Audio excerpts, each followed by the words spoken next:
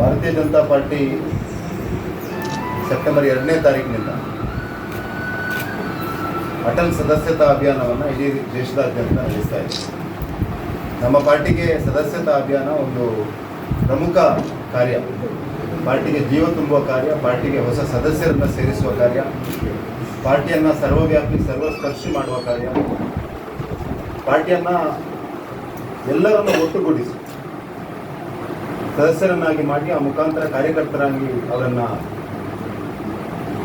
ಬೆಳೆಸಿ ಅದೇ ಕಾರ್ಯಕರ್ತರ ಮುಖಾಂತರ ನಾಯಕತ್ವವನ್ನು ಪಡೆದು ನಮ್ಮ ವಿಚಾರದ ಆಧಾರದಲ್ಲಿ ದೇಶದಲ್ಲಿ ರಾಜಕೀಯ ಮಾಡಲಿಕ್ಕೆ ಭಾರತೀಯ ಜನತಾ ಪಾರ್ಟಿ ಕಳೆದ ಹಲವಾರು ವರ್ಷದಿಂದ ಕೆಲಸ ಮಾಡ್ತಾ ಇದೆ. ಅಟಲ್ ಸದಸ್ಯತೆ ಅಭಿಯಾನ ಅತ್ಯಂತ ಯಶಸ್ವಿಯಾಗಿ ನಮ್ಮ ರಾಜ್ಯದಲ್ಲಿ ಮತ್ತು ನಮ್ಮ ಜಿಲ್ಲೆಯಲ್ಲಿ ನಡೀತಾ ಇದೆ.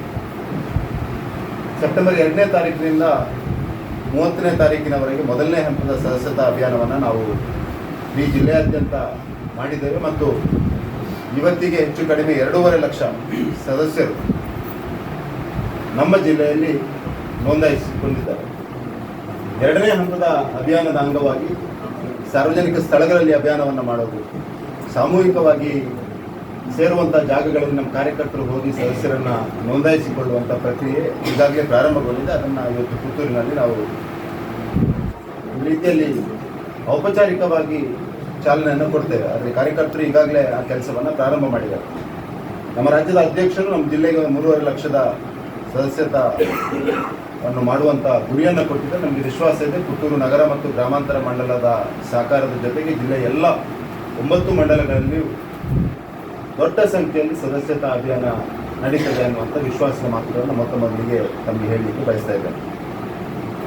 ಜೊತೆಗೆ ಕರ್ನಾಟಕ ವಿಧಾನ ಪರಿಷತ್ನ ಚುನಾವಣೆ, ದಕ್ಷಿಣ ಕನ್ನಡ ಸ್ಥಳೀಯಾಡಳಿತ ಸಂಸ್ಥೆಯ ಕ್ಷೇತ್ರದಿಂದ ದಕ್ಷಿಣ ಕನ್ನಡ ಮತ್ತು ಉಡುಪಿ ಜಿಲ್ಲೆಗಳ ಸ್ಥಳೀಯ ಸಂಸ್ಥೆಯ ಸದಸ್ಯರು ಆಯ್ಕೆ ಮಾಡುವಂಥ ವಿಧಾನ ಪರಿಷತ್ತಿನ ಉಪಚುನಾವಣೆ ನಮ್ಮ ಕೋಟ ಶ್ರೀನಿವಾಸ ಪೂಜಾರಿ ಅವರು ಸಂಸದರಾಗಿ ಆಯ್ಕೆಯಾದ ನಂತರ ಆ ಸ್ಥಾನಕ್ಕೆ ನಡೆಯುವಂಥ ಉಪಚುನಾವಣೆಗೆ ನಮ್ಮ ಭಾರತೀಯ ಜನತಾ ಪಾರ್ಟಿಯ ಅಭ್ಯರ್ಥಿಯಾಗಿ ಪುತ್ತೂರಿನ ಕಾರ್ಯಕರ್ತ, ಜಿಲ್ಲೆಯ ಪ್ರಧಾನ ಕಾರ್ಯದರ್ಶಿ ಕಿಶೋರ್ ಕುಮಾರ್ ಕೊಟ್ಯಾಡಿ ಅವರನ್ನು ನಾವು ನಮ್ಮ ಕೇಂದ್ರೀಯ ಸಂಸದೀಯ ಮಂಡಳಿ ಅಭ್ಯರ್ಥಿಯನ್ನಾಗಿ ಆಯ್ಕೆ ಮಾಡಿದ್ದೇವೆ. ನಿನ್ನೆ ಪಕ್ಷದ ಎಲ್ಲ ಪ್ರಮುಖರು ಜೊತೆಗಿದ್ದುಕೊಂಡು ಮೊನ್ನೆ 3ನೇ ತಾರೀಕಿಗೆ ನಮ್ಮ ಪಾರ್ಟಿಯ ಎಲ್ಲ ಪ್ರಮುಖರು, ಶಾಸಕರು, ಜಿಲ್ಲೆಯ ಅಧ್ಯಕ್ಷರು ಎಲ್ಲರೂ ಜೊತೆಗಿದ್ದುಕೊಂಡು ನಮ್ಮ ಅಭ್ಯರ್ಥಿಯ ನಾಮಪತ್ರ ಸಲ್ಲಿಕೆಯ ಕಾರ್ಯ ಈಗಾಗಲೇ ಮುಗಿದಿದೆ. ಇವತ್ತಿನಿಂದ ನಾವು ಎಲ್ಲ 13 ವಿಧಾನಸಭಾ ಕ್ಷೇತ್ರಗಳಲ್ಲಿ 2 ಜಿಲ್ಲೆಗಳಲ್ಲಿ ಚುನಾವಣೆ ನಿರ್ವಹಣೆಗೆ ಬೇಕಾದಂಥ ತಂಡವನ್ನು ಮಾಡಿ, ಮಂಡಲಗಳಲ್ಲಿ ತಂಡವನ್ನು ಮಾಡಿ, ಆ ತಂಡದ ಮುಖಾಂತರ ನಮ್ಮ ಪಾರ್ಟಿಯ ಸಂಘಟನಾ ವ್ಯವಸ್ಥೆ ಆಧಾರದಲ್ಲಿ ಎಲ್ಲ ಮತದಾರರನ್ನು ತಲುಪುವಂಥ ಪ್ರಯತ್ನವನ್ನು ಮಾಡ್ತೇವೆ. ಒಟ್ಟು 6014 ಮತ ಇರುವಂಥ ಈ ಕ್ಷೇತ್ರದಲ್ಲಿ ಭಾರತೀಯ ಜನತಾ ಪಾರ್ಟಿಗೆ 3500ಕ್ಕಿಂತಲೂ ಹೆಚ್ಚು ಮತ ಇರುವ ಕಾರಣ ನಮಗೆ ಅತ್ಯಂತ ವಿಶ್ವಾಸ ಇದೆ, ಈ ಕ್ಷೇತ್ರ ಮತ್ತೊಮ್ಮೆ ಭಾರತೀಯ ಜನತಾ ಪಾರ್ಟಿಯ ಪಾಲಾಗ್ತದೆ ಅನ್ನುವಂಥ ವಿಶ್ವಾಸ ಇದೆ. ಮತ್ತು ಕಿಶೋರ್ ಕುಮಾರ್ ಅವರು ಸ್ಥಳೀಯಾಡಳಿತ ಸಂಸ್ಥೆಯ ಈ ಚುನಾವಣೆಯಲ್ಲಿ ಗೆದ್ದು ಕರ್ನಾಟಕ ವಿಧಾನ ಪರಿಷತ್ನಲ್ಲಿ ಮೇಲ್ಮನೆಯಲ್ಲಿ ಸ್ಥಳೀಯ ಸಂಸ್ಥೆಯ ಬಗ್ಗೆ, ಪಂಚಾಯತ್ ರಾಜ್ನ ವ್ಯವಸ್ಥೆಯ ಬಗ್ಗೆ, ಸ್ಥಳೀಯಾಡಳಿತ ಸದಸ್ಯರ ಸಮಸ್ಯೆಗಳ ಬಗ್ಗೆ ಮತ್ತು ಭಾರತೀಯ ಜನತಾ ಪಾರ್ಟಿಯ ವಿಚಾರದ ಬಗ್ಗೆ ಧ್ವನಿ ಆಗ್ತಾರೆ ಅನ್ನುವಂಥ ವಿಶ್ವಾಸ ನಮ್ಮೆಲ್ಲ ಕಾರ್ಯಕರ್ತರಿಗೆ, ನಮ್ಮ ಪಾರ್ಟಿಯ ಪ್ರಮುಖರಿಗೆ ಇದೆ. ಹಾಗಾಗಿ ನಾವು ಆ ಚುನಾವಣೆಯ ಕೆಲಸಕ್ಕೂ ತೊಡಗಿಸಿಕೊಳ್ತೇವೆ ಮತ್ತು ಪೂರ್ಣ ಪ್ರಮಾಣದಲ್ಲಿ ನಮ್ಮೆಲ್ಲ ಮತವನ್ನು ನಮ್ಮ ಅಭ್ಯರ್ಥಿಗೆ ಹಾಕಿಸುವ ದೃಷ್ಟಿಯಲ್ಲಿ ಮತ್ತು ಸನ್ಮಾನ್ಯ ಪ್ರಧಾನಮಂತ್ರಿ ನರೇಂದ್ರ ಮೋದಿಯವರ ಮಾರ್ಗದರ್ಶನದೊಂದಿಗೆ, ಅವರ ಪ್ರೇರಣೆಯೊಂದಿಗೆ, ಅವರ ಸಂಕಲ್ಪವಾಗಿರುವಂಥ ಸಬ್ಕಾ ಸಾಥ್ ಸಬ್ಕಾ ವಿಕಾಸ್ ಸಬ್ಕಾ ವಿಶ್ವಾಸ್ ಮತ್ತು ಸಬ್ಕಾ ಪ್ರಯಾಸ ಅನ್ನುವ ಈ ಸಂಕಲ್ಪ ಏನಿದೆ, ಆ ಸಂಕಲ್ಪವನ್ನು ಈಡೇರಿಸಲಿಕ್ಕೆ ನಾವೆಲ್ಲರೂ ಒಂದಾಗಿ ಒಟ್ಟಾಗಿ ಕೆಲಸವನ್ನು ಮಾಡ್ತೇವೆ ಅನ್ನುವಂಥ ಮಾತನ್ನು ಕೂಡ ಈ ಸಂದರ್ಭದಲ್ಲಿ ಹೇಳಲಿಕ್ಕೆ ಬಯಸ್ತಾ ಇದ್ದೇವೆ. ನಮ್ಮ ರಾಜ್ಯ ಸರ್ಕಾರ ಕಳೆದ 1.5 ವರ್ಷದಲ್ಲಿ ಒಂದು ರೀತಿಯಲ್ಲಿ ದಿಕ್ಕು ದಿಸೆ ಇಲ್ಲದಂಥ ಒಂದು ಸರ್ಕಾರವಾಗಿ ಮಾರ್ಪಾಡಾಗಿದೆ. ಸನ್ಮಾನ್ಯ ಸಿದ್ದರಾಮಯ್ಯನವರು 40 ವರ್ಷದಲ್ಲಿ ನನ್ನ ಬಟ್ಟೆಯ ಮೇಲೆ ಒಂದು ಕಪ್ಪು ಚುಕ್ಕೆ ಇಲ್ಲ ಅನ್ನುವಂಥ ಮಾತನ್ನು ಹೇಳಿ ಹೇಳಿ ಹೇಳಿ ಇವತ್ತು ಅವರ ಬಟ್ಟೆ ಇಡೀ ಕಪ್ಪಾಗಿ ಒಂದು ಬಿಳಿ ಮಾರ್ಕನ್ನು ಹುಡುಕುವಂಥ ಪರಿಸ್ಥಿತಿಗೆ ಬಂದು ಮುಟ್ಟಿದ್ದಾರೆ.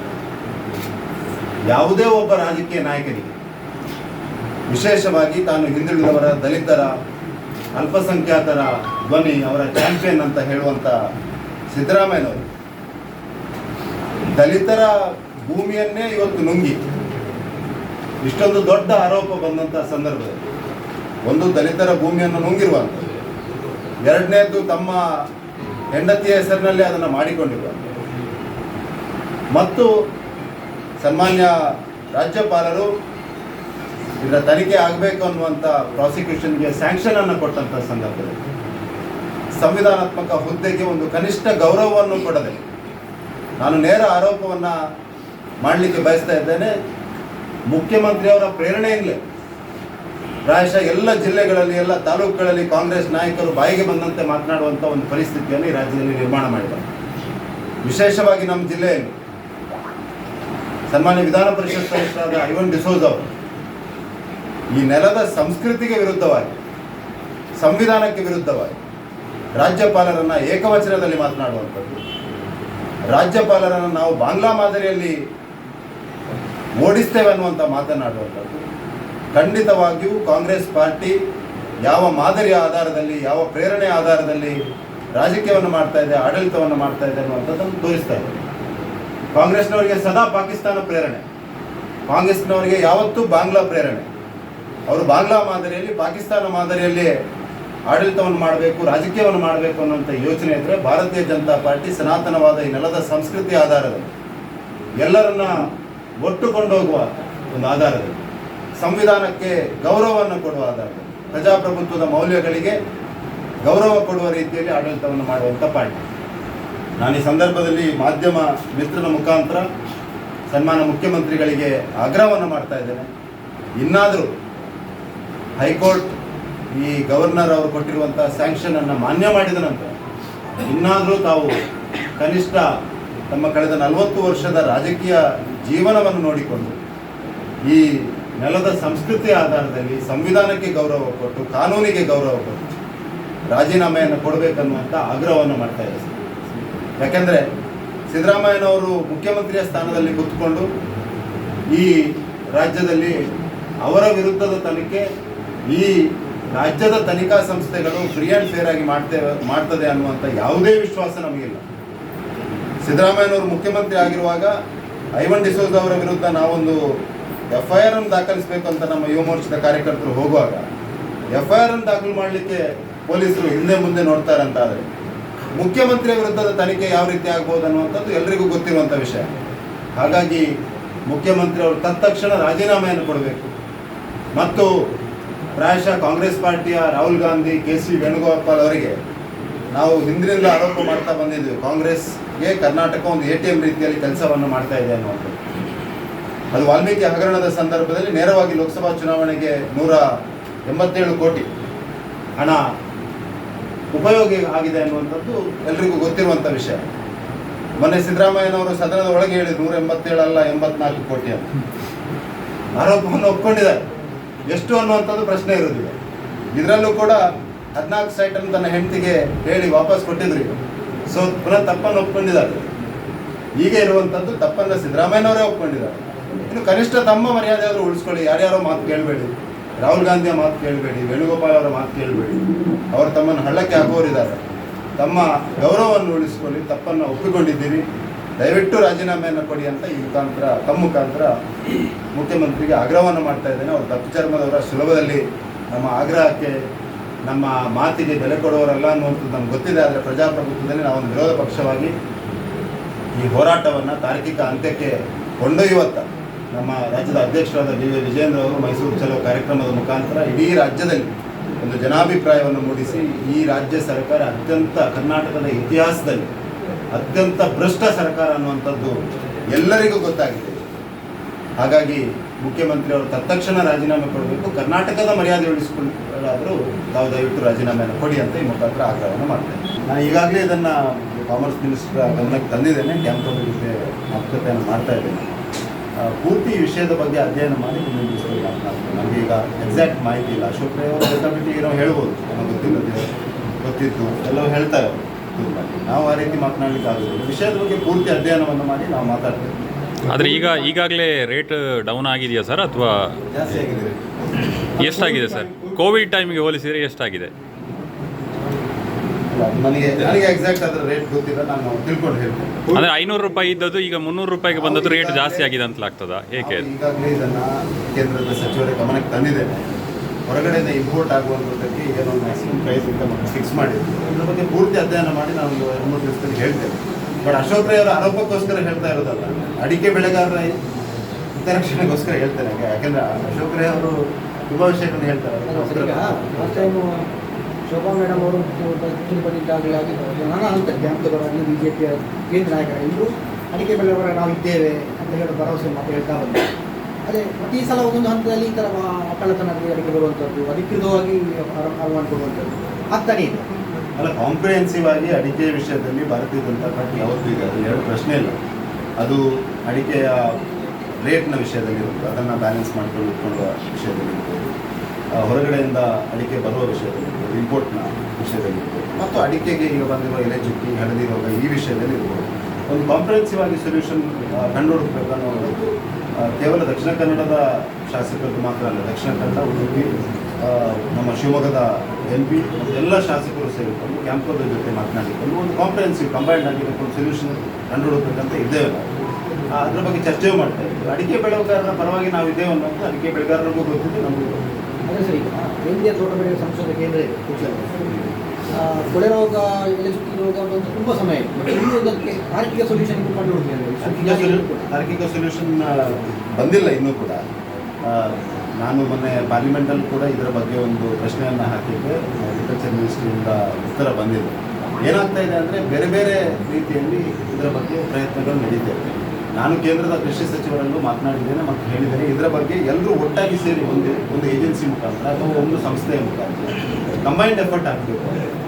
ಏನಾಗ್ತದೆ, CP ಸೇರಿ ಅದರಷ್ಟಕ್ಕೆ ಮಾಡ್ಕೊಂಡು ಯಾರೋ 2-3 ವಿಜ್ಞಾನಿಗಳು ಮಾಡ್ಕೊಂಡು ರೈತರ ಒಂದು ಅಭಿಪ್ರಾಯ ಇದೆ, ಇದೆಲ್ಲವನ್ನು ಒಟ್ಟುಗೂಡಿಸಿ ಒಂದು ಸೊಲ್ಯೂಷನ್ ಹುಡುಕಬೇಕನ್ನುವಂಥ ಪ್ರಯತ್ನ ಇದೆ. ಇದನ್ನು ಒಟ್ಟು ಮಾಡುವಂಥ ಪ್ರಯತ್ನ ಮಾಡ್ತೇವೆ. ಅದರ ಜೊತೆಗೆ ನಾವು ರಾಜ್ಯ ಸರ್ಕಾರಕ್ಕೂ ಆಗ್ರಹವನ್ನು ಮಾಡಿದ್ದೇವೆ ಹಿಂದೆ ಕೂಡ. ಇಮಿಡಿಯೇಟ್ ಒಂದು ಟೆಂಪ್ರರಿ ರಿಲೀಫ್ ಏನಾದರೂ ಕೊಡಬೇಕನ್ನುವಂಥ ಅಡಿಕೆ ಹಳದಿ ರೋಗ ಮತ್ತು ಎಲೆ ಚುಕ್ಕಿ ರೋಗದ ಏನು ಸಂತ್ರಸ್ತರಿದ್ದಾರೆ ಅವರಿಗೊಂದು ಟೆಂಪ್ರರಿ ರಿಲೀಫ್ ಕೊಡಬೇಕು ಅನ್ನುವಂಥ ಆಗ್ರಹವನ್ನು ರಾಜ್ಯ ಸರ್ಕಾರದ ಇದು ಮಾಡಿದರೆ, ಕೇಂದ್ರದಲ್ಲೂ ಮಾಡ್ತೇವೆ. ಅದನ್ನು ಒಟ್ಟು ಸೇರಿಸಿ ಎಲ್ಲ ಶಾಸಕರು ಮತ್ತು ಅವೆಲ್ಲ ಒಟ್ಟು ಸೇರಿ ಇದನ್ನು ಕ್ಯಾಂಪೋದ ಜೊತೆ ಚರ್ಚೆ ಮಾಡಿ ಇದಕ್ಕೆ ಸೊಲ್ಯೂಷನ್. ಅಡಿಕೆಯನ್ನು ಆಹಾರ ಬೆಲೆ ಅಂತ ಹೇಳಿ ಮಾಡಿದ್ರೆ ಏನಾದರೂ ಪ್ರಯೋಜನ ಆಗ್ತದೆ? ಆಹಾರ ಬೆಲೆ ಅಂತ ಮಾಡಿದ್ರೆ ಏನಾದರೂ ಪ್ರಯೋಜನ ಆಗ್ಬೋದು? ಎಲ್ಲವನ್ನು ಅಧ್ಯಯನ ಮಾಡಿ ಮಾಡ್ತೇವೆ. ಸರ್, ಈಗ ಏನು ಹವಾಮಾನ ಆಧಾರಿತ ಬೆಳೆ ವಿಮೆ ಇದೆ, ಈಗ ಕೊಳೆ ರೋಗದಿಂದ ಕೂಡ ಕಂಗೆಡಿದಾನೆ ರೈತ, ಇನ್ನೂ ಅದು ಬಂದಿಲ್ಲ, ಅವನ ಅಕೌಂಟಿಗೆ ಏನು ಜಮಾ ಆಗಲಿಲ್ಲ. ಅದರ ಬಗ್ಗೆ ತಾವೇನು ಹೇಳಿ? ಅಲ್ಲ, ಇನ್ನೂ ಅದು ರಿಲೀಸ್ ಆಗಲಿಲ್ಲ, ಪರಿಹಾರ ರೈತರಿಗೆ ಇನ್ನೂ ತಲುಪಿಲ್ಲ. ನಾನು ಚೆಕ್ ಮಾಡ್ತೇನೆ, ಗಮನಕ್ಕೆ ಲೇಟ್ ಆಗಿದೆ ಅಂತ ಹೇಳಿ. ಹೌದು, ಅದು ಒಂದು ಮೊನ್ನೆ ಅದನ್ನು ಎಕ್ಸ್ಟೆನ್ಷನ್ ಒಂದು ಪೀರಿಯಡ್ ಕೊಟ್ಟಿದ್ದೆ, ಅದೇ ಸಮಸ್ಯೆ ಅಂದರೆ ನಾನು ಚೆಕ್ ಮಾಡಿ ಇಲ್ಲಿಂದ ಸೆಪ್ಟೆಂಬರ್ ಅಕ್ಟೋಬರ್ ಟೈಮಲ್ಲಿ ಯಾವಾಗಲೂ ಬರ್ತಾ ಇತ್ತು. ಚೆಕ್ ಮಾಡಿ. ಲಾಸ್ಟ್ ಇಯರ್ ಪ್ರೀಮಿಯಂ ಕಟ್ಟುವಾಗ ಲೇಟ್ ಆಗಿದೆ. ಅದರ ಪರಿಣಾಮ ಈ ಸಲ ಅದು ಪ್ರೀಮಿಯಂ ಕಟ್ಟಿ ಲೇಟ್ ಆಗಿ 1 ವರ್ಷದ ನಂತರ ಬರುವಂಥದ್ದು. ನವೆಂಬರಲ್ಲಿ ಈ ಸಲ ಅದು ಬರ್ತದೆ. ಅತ್ತೆ, ಇದು ನನ್ನ ಬರ್ಡೇ ಗಿಫ್ಟ್. ಇದೆಲ್ಲ ಜೀವನದಲ್ಲಿ ನನಗೋಸ್ಕರ ತಗೊಂಡ್ಬಂದಿದ್ದಾರೆ. ನಿನ್ ಮೇಲೆ ತುಂಬಾ ಚೆನ್ನಾಗಿ ಕಾಣುತ್ತೆ. ಇದು ತುಂಬಾ ಚೆನ್ನಾಗಿದೆ ಅಲ್ವಾ? ತುಂಬಾ ಚೆನ್ನಾಗಿದೆ.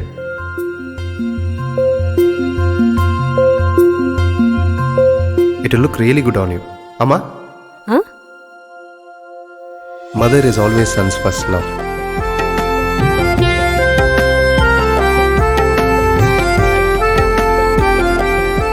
ಪ್ರತಿ ಪೀಳಿಗೆಯ ಪ್ರೀತಿಯ ಮಳಿಗೆ GL ಆಚಾರ್ಯ ಜುವೆಲ್ಲರ್ಸ್. ಸುದ್ದಿ ಚಾನಲ್, ಕ್ಷಣ ಕ್ಷಣದ ಸುದ್ದಿಗಾಗಿ.